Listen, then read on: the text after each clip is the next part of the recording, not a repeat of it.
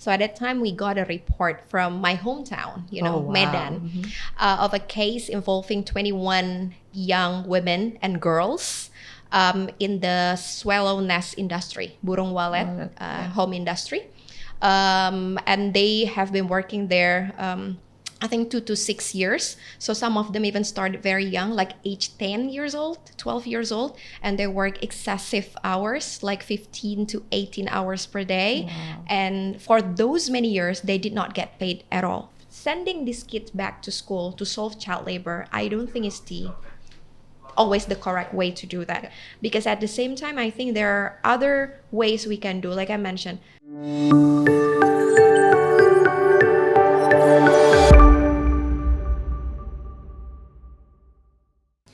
Hi everyone, welcome back to Global Future Talks. This is Breaking Barriers podcast and let's solve the future now. Back with me again, Cazadira F Tamzil, and today, as always, we're joined by a fascinating speaker who is an expert in public policy, responsible business, mom of one, and my dear friend, Siti Octrina Malika. Hi, Sarah. Hi, Riri. Thank you so much for being here. Thank you. Such a warm welcome and such a pleasure to be here. Thank you so much. We're very happy to have you here. So I met Riri probably 3 to 4 years ago, where we volunteered in an organization focused on education. And I've always been just very amazed with your passion, your tenacity, and also your assertiveness and yet softness at the same time. Thank you so much. I've learned a lot from you, and I hope that everyone here can also learn a lot from you. Likewise, Azira. Thank you so much, Azira. Thank you, Riri. So, Riri, maybe you can start us off by telling us about your journey, your background, and how you got into this space of helping businesses make better choices when it comes to maybe their employment or sustainability. So, as you have known, I've spent the past decade, it's been a decade already, working on the social protection reforms. I kicked off my career working with the UN agency at that time, and then some years with the NGO. So fairly speaking, like half of my career I spent with the social work, directly working with the vulnerable groups, working with the victims of trafficking, vulnerable migrants, stateless people. And then the next half, I really spent my time to work with business on how they can create a positive outcomes while trying to revisit their impacts to the workers, to the children, basically the workers' families within the value chain. So it's not only about tier 1 we are talking about here, but also the deeper supply chain, like in the plantation side, estates, across commodities like agriculture, manufacturing, through not only Indonesia but also some other countries in Southeast Asia and South Asia. But in the case of why then enter this world of work, I would say that when I was a child, I would say that I faced discrimination as a woman. As a girl at that time, as a little girl. I wouldn't say that was really severe, because now if I compare it to the other children that I met throughout the remote areas in Indonesia, which simply live in extreme poverty, limited access. But at least at that time, I felt discriminated because I wanted to run for the student organization chairman, and they did some campaign against me just because I'm a girl at that time.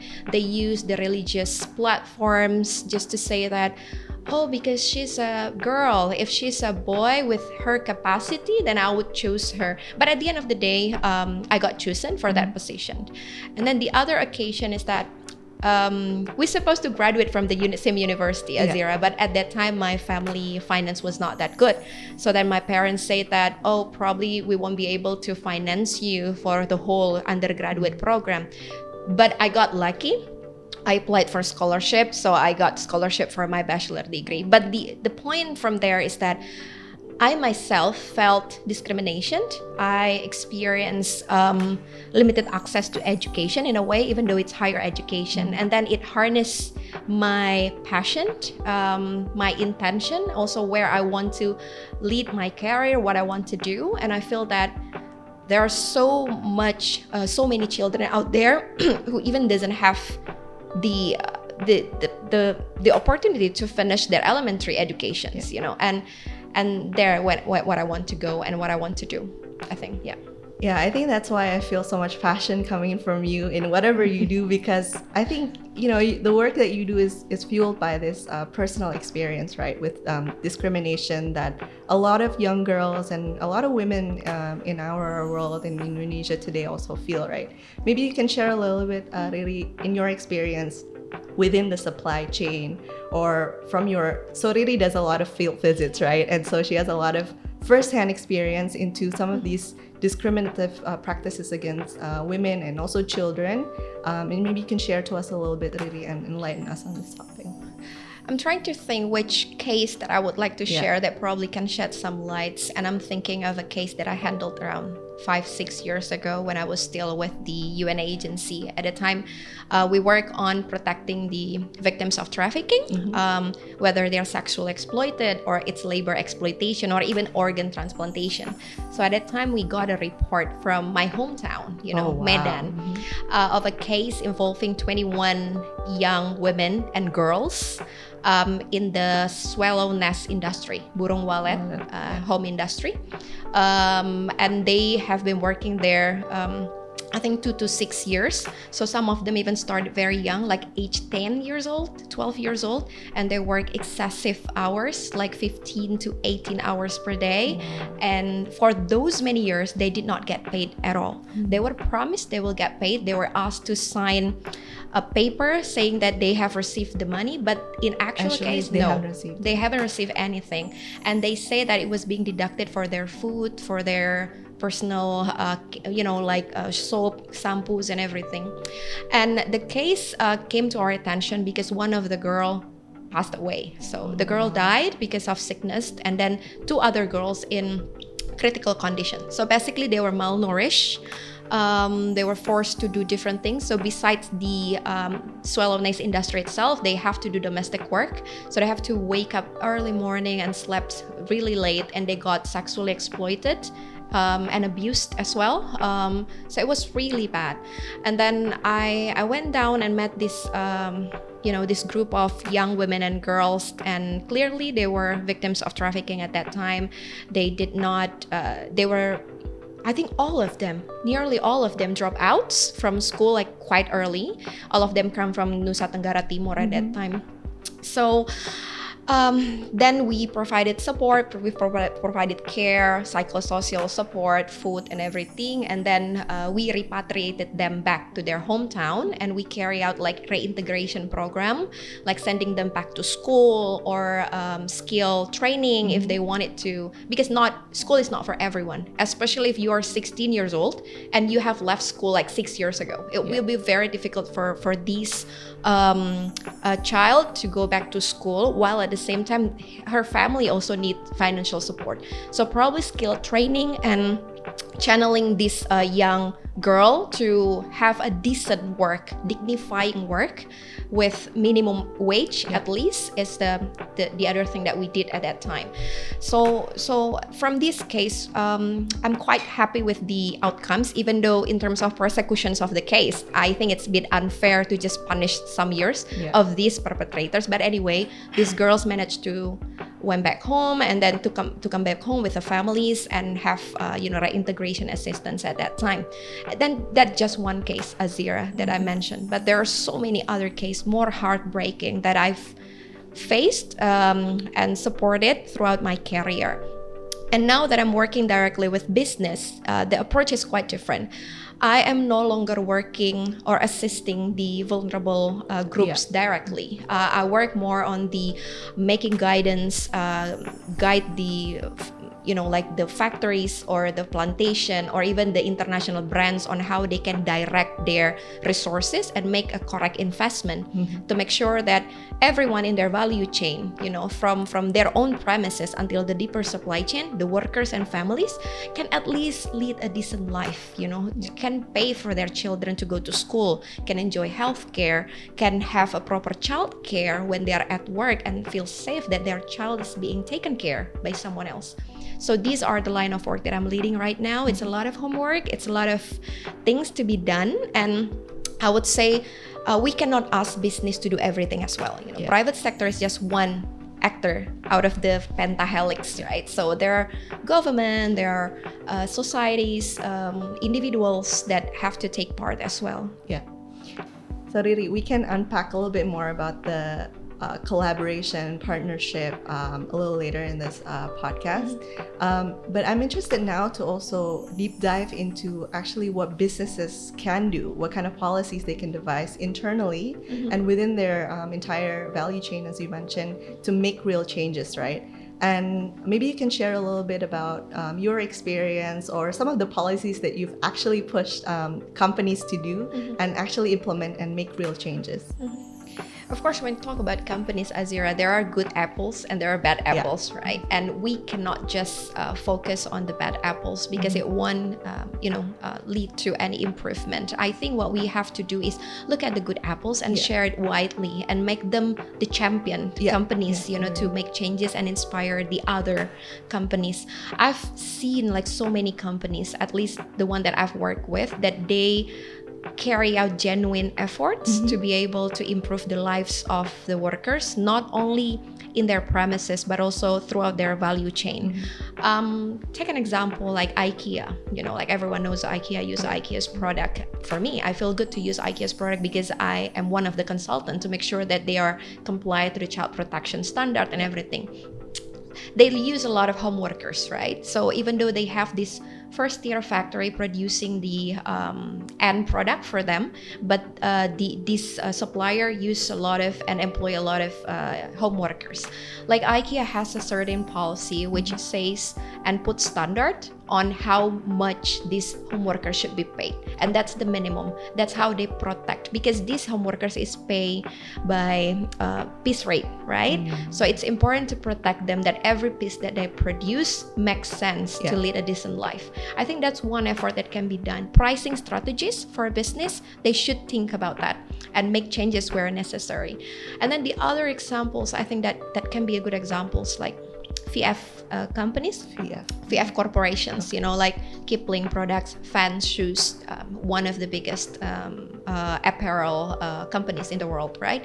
We are supporting them to do like an assessment in 15 countries because they would like to know what are the needs of the workers in the deeper supply chain.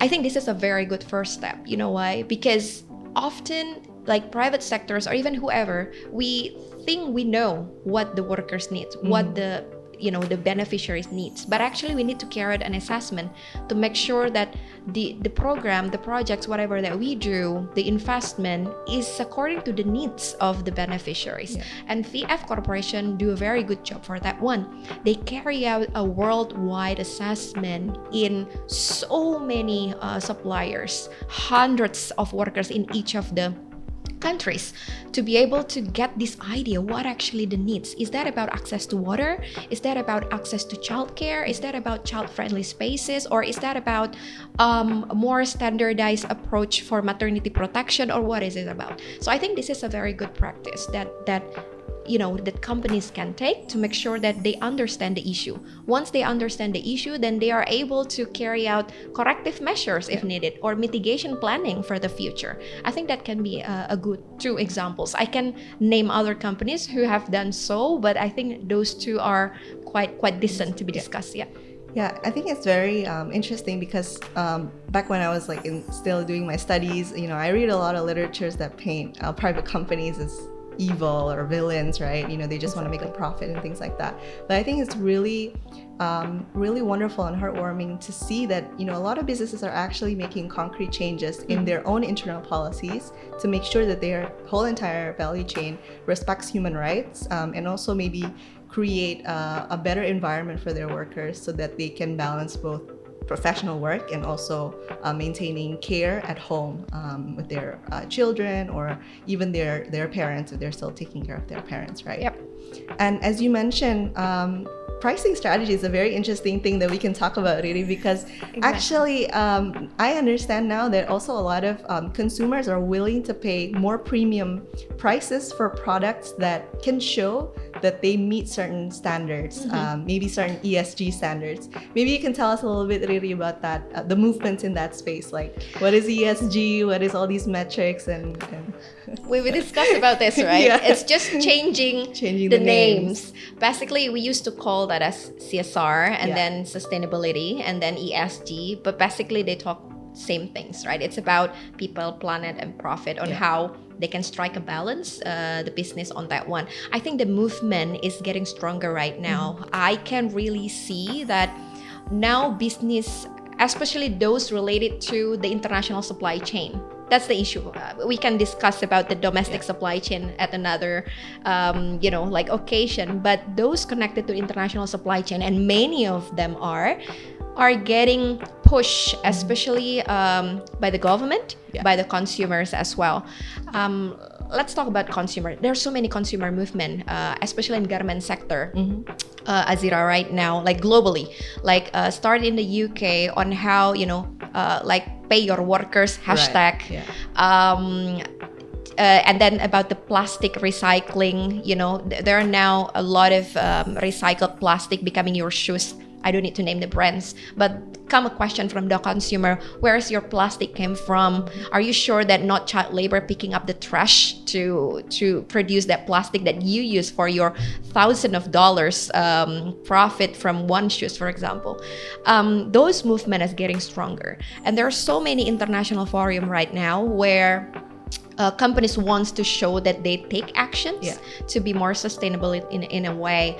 And from the government, just this year, I think OECD just released the new due diligence policy, right? Where all companies with headquartered in Europe, and we're talking about very big companies, that they have to take care of their supply chain wherever it is. If it's in Asia, in Africa, or Latin America, wherever it is, you have to make sure that you have a clear visibility and transparency, and your supply chain should be traceable.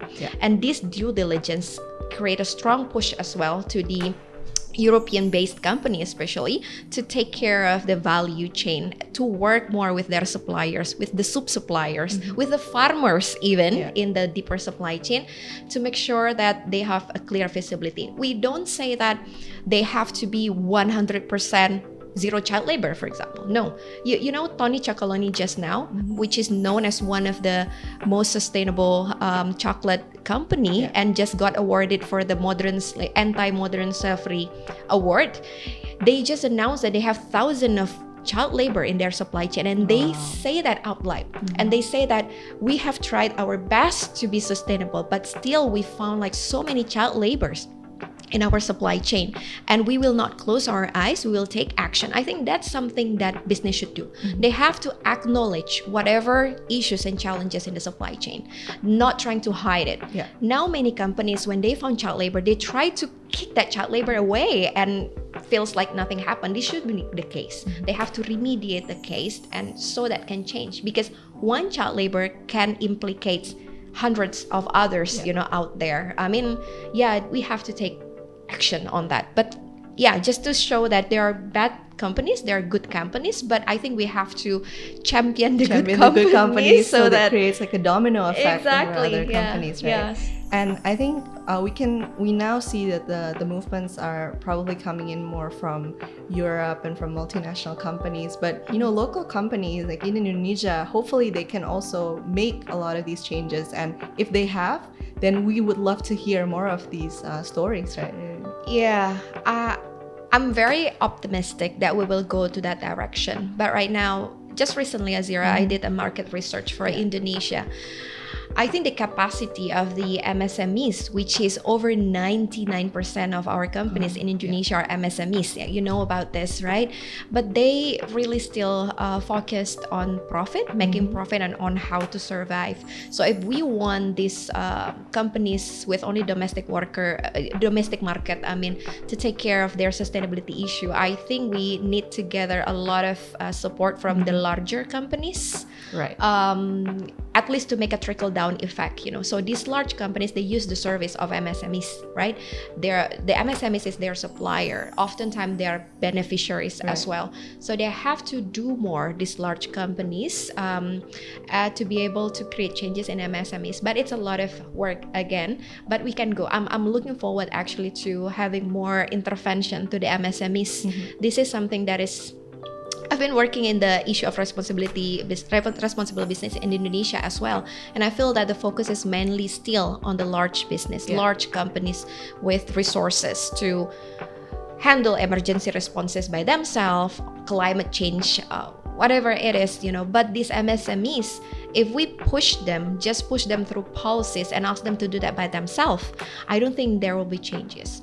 So we need to have support from the government and the larger business for them as well. Yeah, it's interesting because there's a model in I think palm oil plantations, like core nucleus, where one core company has a couple of nucleuses, and basically the core helps to share best practices and financial support and technical support to the nucleuses so that they can make changes in their supply chain. But obviously first it takes a process, right? But it's good that we're moving into a better direction. Hopefully, yeah. We are, Indonesia is always very good in terms of policy. We have a lot of policies, but in terms of implementation and monitoring and evaluation, that's another story. You just touched upon the palm oil. I just got back from the field working on palm oil. I was just like, even many of this big palm oil plantation, in terms of the law, they have to share 1/5 of their land for plasma palm oil, for the farmers in the local, but they still did not do that. So many excuses, right, on that one. So I think monitoring is the key, and improvement continuously is also another important matters, and government should play a role on that one. Yeah, because you mentioned also that we cannot expect business to do everything, right? Of course, there's more that they can do, but we can also, we need other sectors in our society to play a role, government and also community. So in terms of policies, you think there are a lot of already good policies then in place now, really? It's just a matter of enforcing them on the ground and monitoring, or you think there are also other policies that you're looking for the government to issue? Of course, there are more that government can do in terms of policy making. But if I compare, like, just say Indonesia and Malaysia, in terms of labor rights, our regulation is so much stronger. They do not even have a sick leave clause in their local laws. Not as good as us. We are very clear in terms of sick leave, right? So basically, we are very good in terms of labor rights policy. But of course, more can be done. For example, we don't have like overarching policy that specifically calling out for business by the government. Like, okay, business, these are the things that you have to do, whether it's due diligence or whatever. Now we are talking about hundreds of laws, and it's very hard to navigate for business. And oftentimes, business is not specifically called out. They are specified as civil society, professional, others, something like that, not really like private sector per se. And another thing that, just touching upon what you just asked, I think it's not only about even the, we often call this like pentahelix approach, right? So it's government, it's business, it's academics, it's media, of course, and then the society, the community. Media also need to play a role in terms of creating narration out there.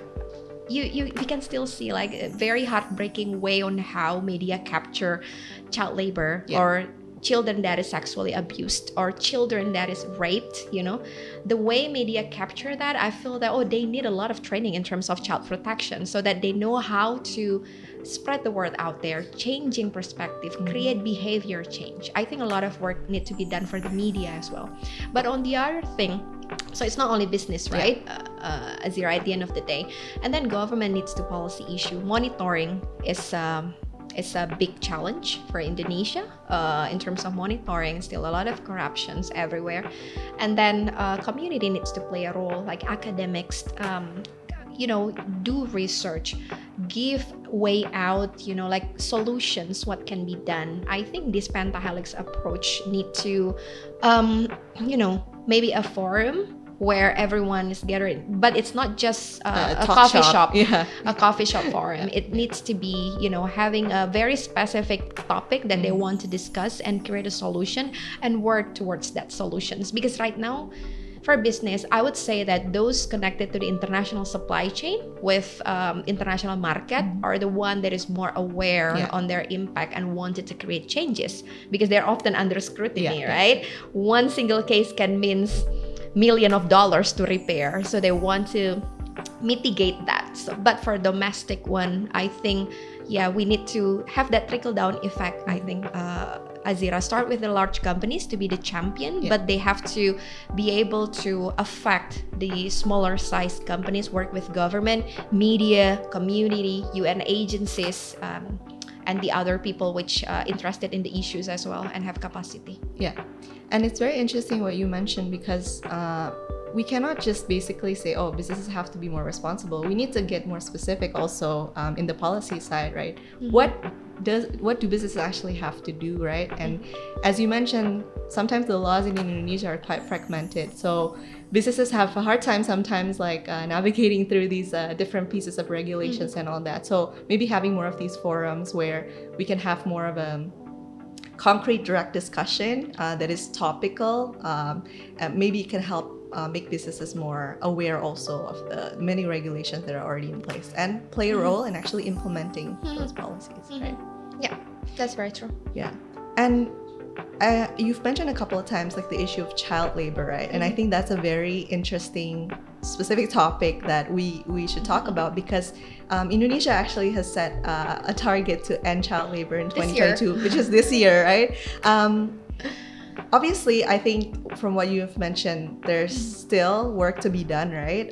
Maybe we can't reach that target yet this year, but I want to understand from your perspective, because is ending child labor really sort of the solution? Because we understand also that some of these children come from impoverished families, and they do need these sources of income to help them, right? So what should be done actually really to help solve the issue of child labor? One context that we have to understand, Azira, is that COVID-19 make us lost 10 years of progress. Wow. It's 10 years. 10 years of progress in terms of child labor. And if we looked at the roadmap that Indonesia have for this 2022, I think we are still far behind. Yeah. And the roadmap right now is just focusing on eliminating the worst form of child labor without creating another opportunity of working children, for example. Even the SDGs, ILO conventions, one of the SDGs says about youth employment, right? Yeah. And unfortunately, Indonesia is still one of the worst performer in terms of youth employment in the region. And for example, it's been so many years, I think now the rate is almost 19% of our youth are out of, we call it an EET, no employment, no education, no training. Basically, youth, and we know youth is the biggest proportion of our population. Yeah. And if we are talking about nearly 20%, we talk about millions, right? Yeah.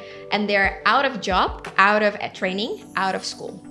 So they're basically doing nothing. Or we just don't know what they're doing because they are in informal sectors. Exactly. Actually, in ILO conventions, even in Indonesia, the minimum age for working is actually 15 years old, 15 years old, yeah. So above 15 and below 18, you are still considered children, but you can work full-time. Full-time means 8 hours per day, 40 hours per week. And there are some restrictions on, and we have the ministerial decree on that, on what these children can do and cannot do. Like for example, they cannot work overtime, they cannot work night shift, night shift meaning from 6 p.m. to 6 a.m. And they cannot work on sharp tools like heavy machine, exposed to hazards like chemical products. So there are some restrictions, but we should not make this restriction as discrimination, right? We have to create a protective work environment without discriminating these children. Because like you mentioned, Azira, the needs for money sometimes very pressing for some group of children, or basically they don't have access to schooling. I've been visiting so many villages where it takes them 1 hour to go to the senior high school, and it costs them a lot for transportation costs. Maybe for us, like 300,000 rupiah per day is not big, but for this them, group, it's very big. So they cannot afford that. That's why they only graduated from junior high school. Even it's only like a lot of them still only graduated from elementary school because the school is not there. They have to ride boat for 45 minutes to get to their where they have to study, so it's quite impossible. So at the same time, they have little siblings that they have to feed, and sending these kids back to school to solve child labor, I don't think is always the correct way to do that. Because at the same time, I think there are other ways we can do, like I mentioned, find a dignifying, decent job that is non-hazardous for these children, and so that they are able to still finance their family, but they are still protected and they are still have a chance to grow and develop, because one of the rights of children is right to development, right? And right to development is school. Great if they can have it. If someone can pay them to go to school but still give them money to provide a living expense for their family, I think that's perfect. But that's often not the situation, right? So yeah, give the youth or these young workers opportunity to have not only decent but also dignifying job, because I met some young workers who were able to be accepted. Like one of our project is to make sure that they get a job in a good factory and being protected. They're very proud of having their ATM card, like I have a bank account, I'm wearing uniform. It's such a source of pride. Exactly, for them, and to show that, wow, I have ATM card, I have ID card, I'm wearing uniform. It's a dignifying job, because if we don't provide job opportunity for this kind of children, they will be pushed to informal sector, which is less regulated, less protection, meaning more child labor, underpayment, abuse, even exploitation. So yeah, I think we have to find a balance in addressing child labor. In one side, we have to really omit any child labor activities, like in the worst form of child labor. But at the same time, we have to think about the youth employment. We have to think about them because they will work anyway. They need money, right? So we need to regulate and create a protective environment for them to work. And this is going to be an even more urgent issue for Indonesia, given that Indonesia will enter into a demography bonus era where the productive, sector will actually triumph maybe the older population, right? So I think it's an increasingly important issue that we talk about, the issue of youth employment or also children employment. But the solution is nuanced. Like, we cannot just end and make that child not have a work, because that may lead them to even bigger problems. And that's the importance of, I think, what you said earlier about needs assessment, ensuring that we understand truly the issue and we can devise solutions that actually help to solve those issues. Exactly. So thank you for that, Riri. So we've talked a lot about issue of basic human rights and ensuring that people have decent income and things like that. And we started this podcast talking about you, and now I want to circle a little bit back to that, about how you are an amazing, you're amazing at what you do as a policy expert, in making supply chains better. But you're also a mom, and I know that I have a lot of working mom friends as well, and I wonder what has been your experience and what can we do more as a society to help support women who are also working in the professional sector? How can we help better? I'm very interested to know. Right. I'm quite fortunate, I would say, Azira, because I've been working in the office, companies, or organization that is quite family friendly in a way. And becoming a family-friendly employer, I think one of the things that business can do, because when we talk about family-friendly, meaning that you have a lot of protection for parent workers because parent workers have a specific needs. Yeah. Not only to children, also you touch upon that elderly care, which is often becoming the burden of women, right? So women is not only about providing childcare, but also elderly care. It's a lot of things. So if a company can start thinking about being family friendly, so family friendly, I think, has around 3 measures: time, finance, and service. In terms of time, you can think about parental leave, you can think about emergency leave, you can think about elderly care, and stuff like that. And for the service, you can think about, maybe child benefit. No, sorry, like a daycare or elderly care, or you can have a lactation room, paid breastfeeding breaks, it's stuff like that. And then in terms of financing, you can think about child benefit. You can think about scholarship for children of your workers. So there are a lot of things that you can do, like flexible working hours, flexible work arrangement. I mean, COVID-19 says one thing, that we can work like actually anywhere without reducing the quality of our work, right? Of course, this is not the same case with the labor-intensive industry, right? Like garment factory, footwear factory, or whatever. But they can have this flexible work arrangement in a way. I still find that many garment workers are forced to do overtime. They cannot say no to that.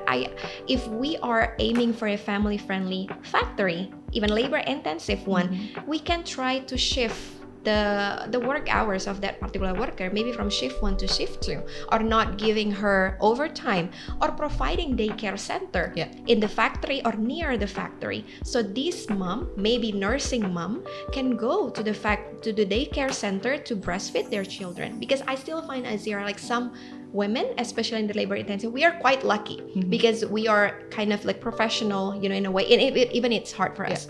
But I still find like some of the garment workers that I've met, they still nursing their children, breastfeeding. They have to go to the toilet to express milk and flush the milk down the toilet because there's no lactation room, because there's no facility to safely and hygienely keep the breast milk for their children.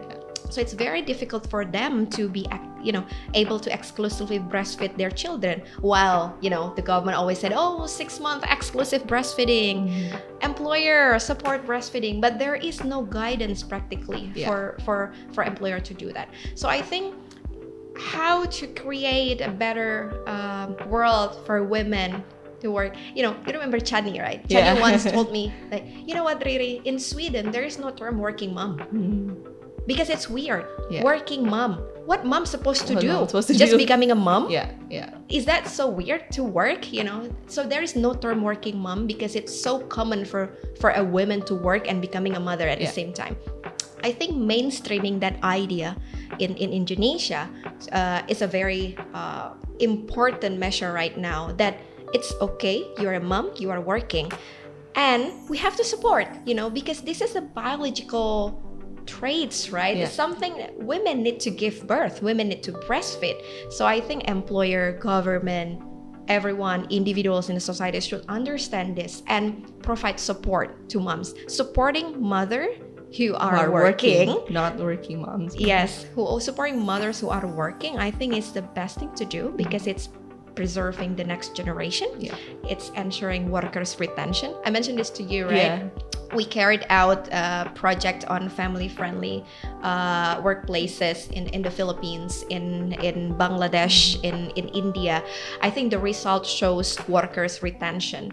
I think business wants workers' retention because recruitment, hiring is a lot of money. It's very expensive. So if you can be more family friendly, I think people will stay longer, people will be loyal. So it's not only about working 1-2 years, but it's about developing and creating a bigger business for you.